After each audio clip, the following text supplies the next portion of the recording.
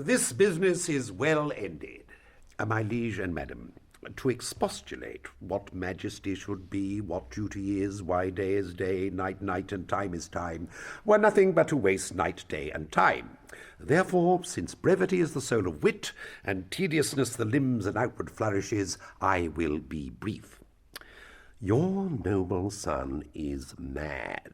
Mad call I it, for to define true madness, what is't but to be nothing else but mad? But let that go. More matter with less art. Madam, I swear I use no art at all. That he is mad, 'tis true. 'Tis true, 'tis pity, and pity 'tis true. A foolish figure, but farewell it, for I will use no art. Mad let us grant him then, and now remains that we find out the cause of this effect, or rather say the cause of this defect, for this effect defective comes by cause. Thus it remains, and the remainder thus. Perpend. I have a daughter, while she is mine, who in her duty and obedience, mark, hath given me this. Now gather and surmise. To the celestial and my soul's idol, the most beautified Ophelia. That's an ill phrase, a vile phrase. Beautified is a vile phrase. But you shall hear thus. In her excellent white bosom, these... Came this from Hamlet to her? Good madam, stay a while, I will be faithful. Doubt thou the stars are fire, doubt that the sun doth move, doubt truth to be a liar, but never doubt I love. O dear Ophelia, I am ill at these numbers. I have not art to reckon my groans, but that I love thee best, O most best, believe it, adieu. Thine evermore, most dear lady, whilst this machine is to him, Hamlet. This in obedience hath my daughter shown me, and more above hath his solicitings, as they fell out by time, by means, and place, all given to mine ear. But how hath she received his love? What do you think of me? As of a man faithful and honourable. I would fain prove so, but what might you think? When I had seen this hot love on the wing, as I perceived it, I must tell you that before my daughter told me, what might you, or my dear majesty, or queen here think, if I had played the desk or table book, or given my heart a winking, mute and dumb, or looked upon this love with idle sight? What might you think? No, I went round to work, and my young mistress thus I did bespeak. Lord Hamlet is a prince out of thy star. This must not be. And then I prescripts gave her, that she should lock herself from his resort, admit no messengers, receive no tokens, which done, she took the fruits of my advice, and he, repel it, a short tale to make, fell into a sadness, then into a fast, thence to a watch, thence into a weakness, thence to a lightness, and by this declension into the madness wherein now he raves, and all we mourn for. Do you think 'tis this? It may be very like. Hath there been such a time, I would fain know that I have positively said 'tis so, when it proved otherwise. Not that I know. Take this from this, if this be otherwise. If circumstances lead me, I will find where truth is hid, though it were hid indeed within the centre. How may we try it further? You know, sometimes he walks 4 hours together here in the lobby. So he does indeed. At such a time I'll loose my daughter to him. Be you and I behind an arras then. Mark the encounter. If he love her not, and be not from his reason fallen thereon, let me be no assistant for a state, but keep a farm and carters. We will try it. But look, where sadly the poor wretch comes, reading. Away, I do beseech you, both away. I'll board him presently.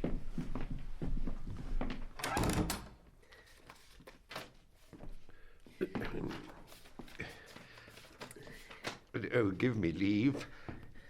How does my good Lord Hamlet? Well, God have mercy. Do you know me, my lord? Excellent well, you are a fishmonger. Not I, my lord. Then I would you were so honest a man. Honest, my lord? I said to be honest, as this world goes, is to be one man picked out of 10,000. That's very true, my lord. For if the sun breed maggots in a dead dog, being a good kissing carrion... Have you a daughter? I have, my lord. Let her not walk in the sun. Conception is a blessing, but as your daughter may conceive, friend. Look to it. How say you by that? Still harping on my daughter. Yet he knew me not at first. Said I was a fishmonger. Oh, it's far gone, far gone. And truly in my youth I suffered much extremity for love, very near this. I'll speak to him again. What do you read, my lord? Words. What is the matter, my lord? Between who? I mean the matter that you read, my lord. Slanders, sir. For the satirical rogue says here that old men have grey beards, that their faces are wrinkled, their eyes purging thick amber and plum-tree gum, and that they have a plentiful lack of wit, together with most weak hams, all which, so though I most powerfully and potently believe, yet I hold it not honesty to have it thus set down, for you yourself, sir, should be old as I am, if, like a crab, you could go backwards. Though this be madness, yet there's method in't. Will you walk out of the air, my lord? Into my grave?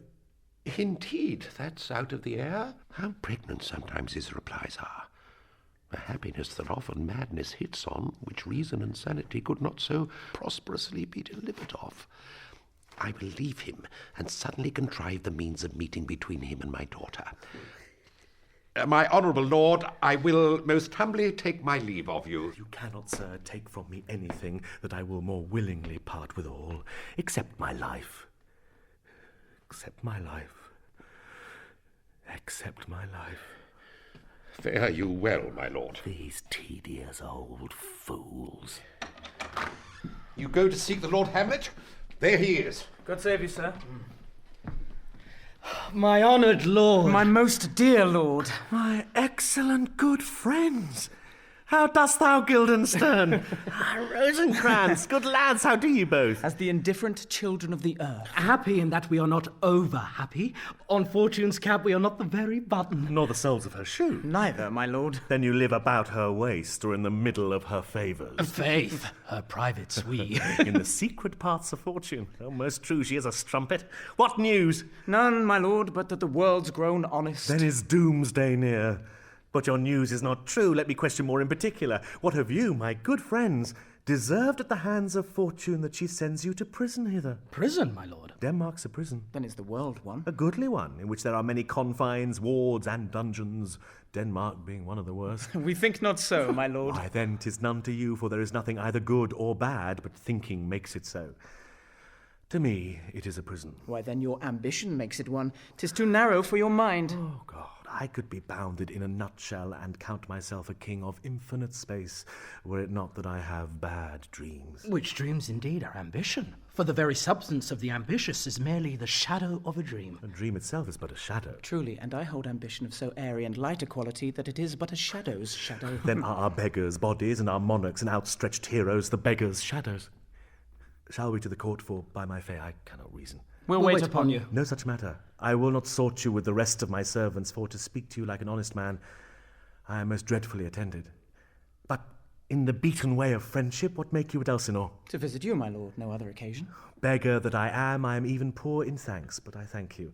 And sure, dear friends, my thanks are too dear a halfpenny. Were you not sent for? Is it your own inclining? Is it a free visitation? Come, deal justly with me. Come.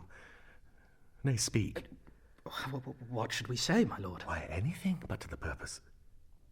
You were sent for. My lord. And there is a kind of confession in your looks which your modesties have not craft enough to colour. I know the good king and queen have sent for you. To what end, my lord? That you must teach me. But let me conjure you by the rights of our fellowship, by the consonancy of our youth, by the obligation of our ever-preserved love, and by what more dear a better proposer can charge you withal, be even and direct with me, whether you were sent for or no. What say you? Nay, then I have an eye of you. If you love me, hold not off. My lord, we were sent for.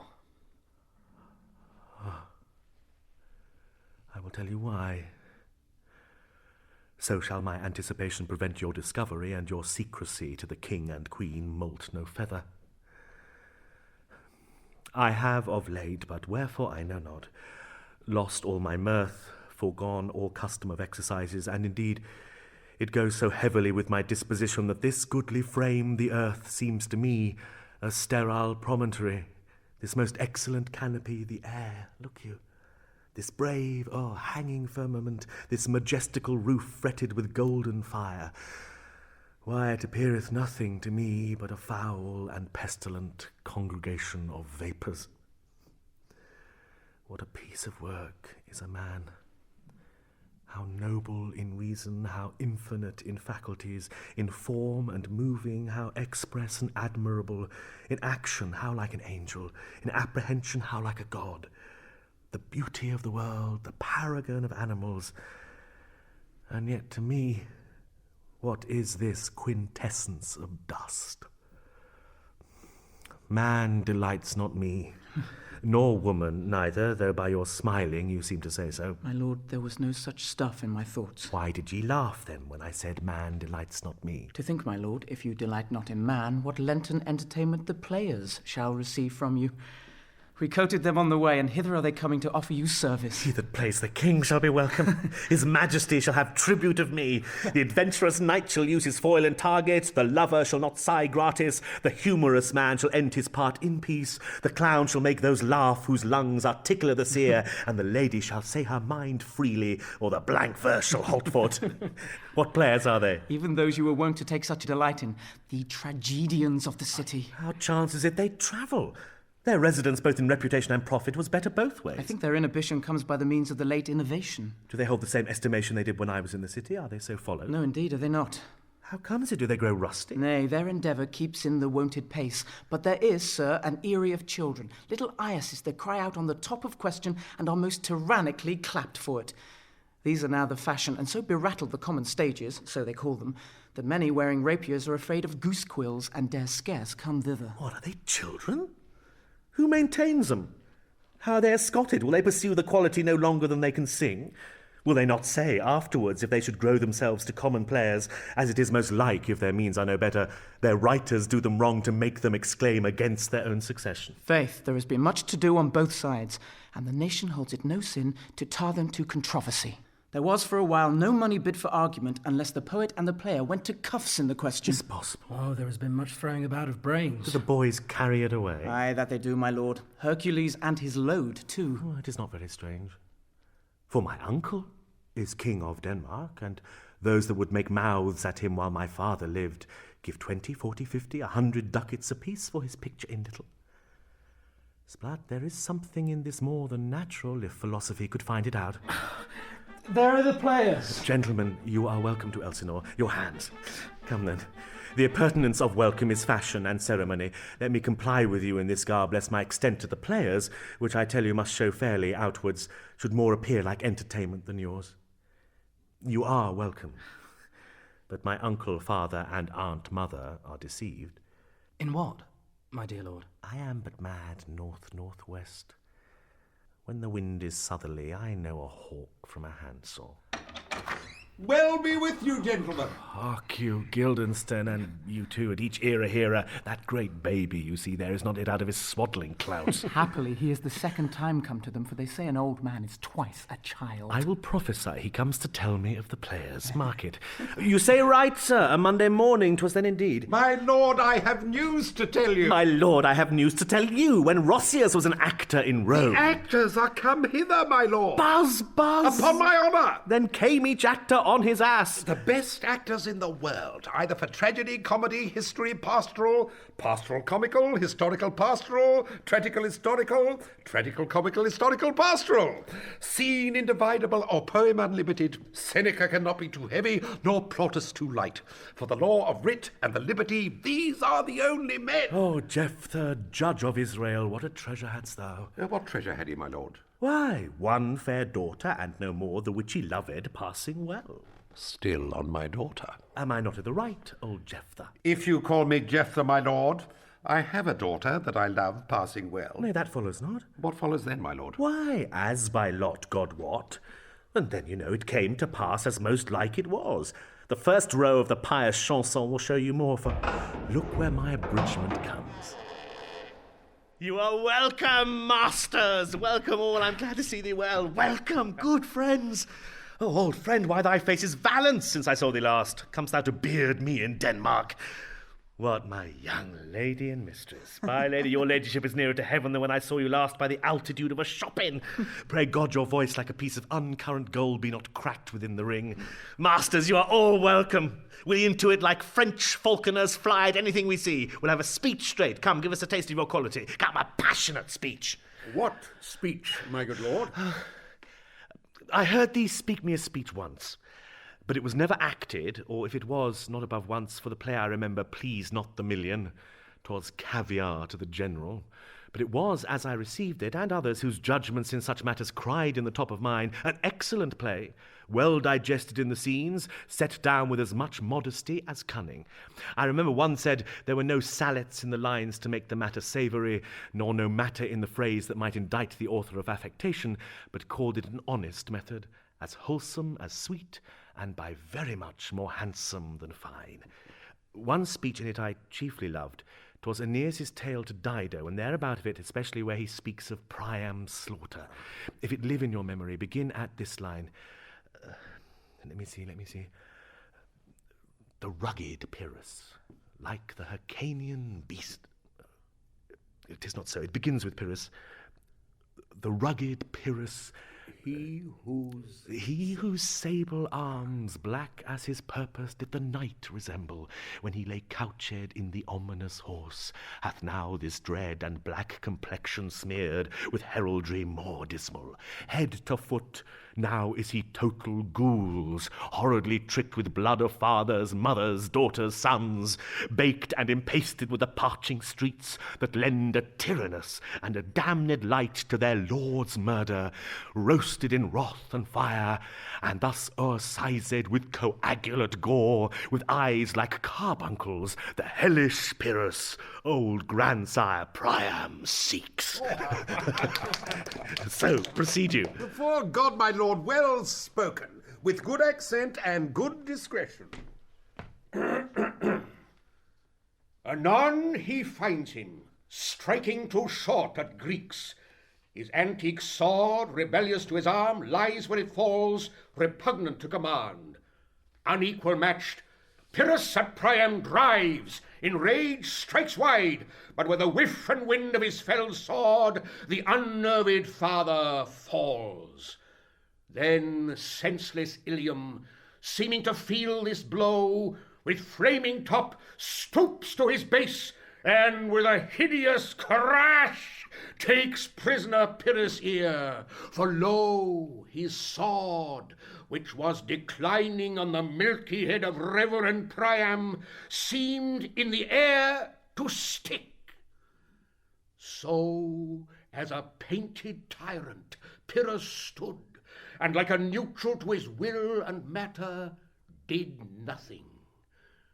But, as we often see against some storm, a silence in the heavens, the rack stands still, the bold winds speechless, and the awe below as hush as death. Anon the dreadful thunder doth rend the region, so, after Pyrrhus' pause, aroused vengeance sets him new a work, and never did the Cyclops' hammers fall on Mars' armour forged for prophet turn, with less remorse than Pyrrhus' bleeding sword now falls on Priam. Out, out, thou strumpet Fortune! All you gods in general synod take away her power, break all the spokes and fellies from her wheel, and bowl the round nave on the hill of heaven as low as to the fiends. This is too long. It's out of the barbers with your beard. Prithee, say on. He's for a jig or a tale of bawdry, or he sleeps. Say on. Come to Hecuba. But who, woe, had seen the mobled queen? The mobled queen. Now that's good. Mobled queen is good. Run barefoot up and down, threatening the flames with bison rheum, A clout upon that head where late the diadem stood, and for a robe about her lank and all o'er-teemed loins, a blanket in the alarm of fear caught up. Who this had seen with tongue in venom steeped, 'gainst fortune's state would treason have pronounced.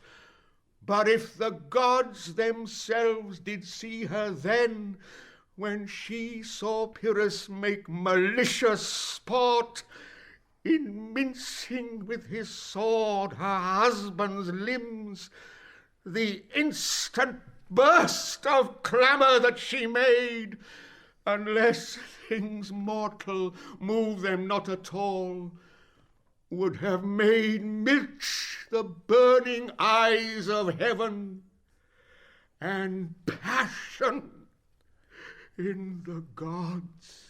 Look where he has not turned his colour, and has tears in his eyes. Prithee, no more! 'Tis well. I'll have thee speak out the rest of this soon. Good my lord, will you see the players well bestowed? Do you hear? Let them be well used, for they are the abstract and brief chronicles of the time. After your death you were better have a bad epitaph than their ill report while you live. My lord, I will use them according to their desert. God's bodkin, man, much better. Use every man after his desert, and who shall scape whipping? Use them after your own honour and dignity. The less they deserve, the more merit is in your bounty. Take them in. Come, sirs. Follow him, friends. We'll hear a play tomorrow. Dost thou hear me, old friend? Can you play The Murder of Gonzago? Aye, my lord. We'll hat tomorrow night. You could for a need study a speech of some 12 or 16 lines which I would set down and insert in, could you not? Aye, my lord. Very well. Follow that lord, and look you mock him not. My good friends, I'll leave you till night. You are welcome to Elsinore. Good my lord. I say goodbye to you.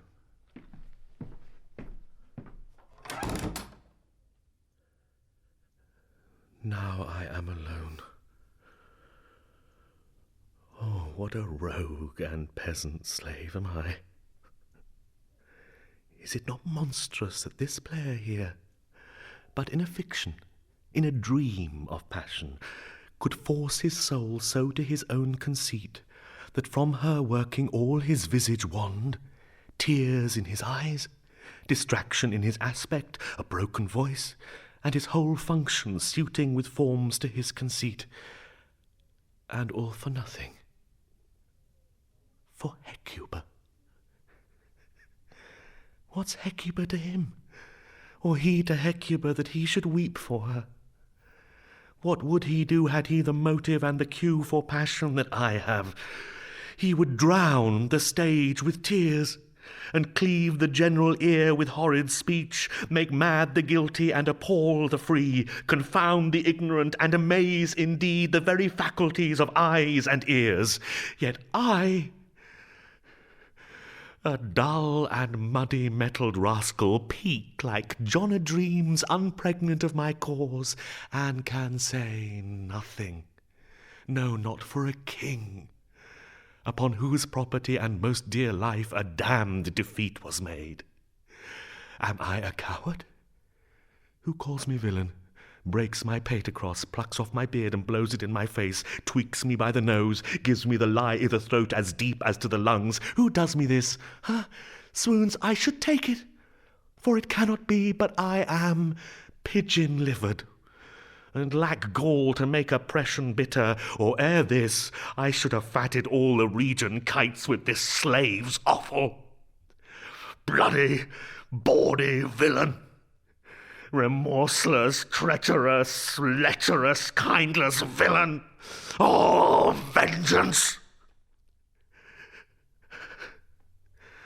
Why, what an ass am I!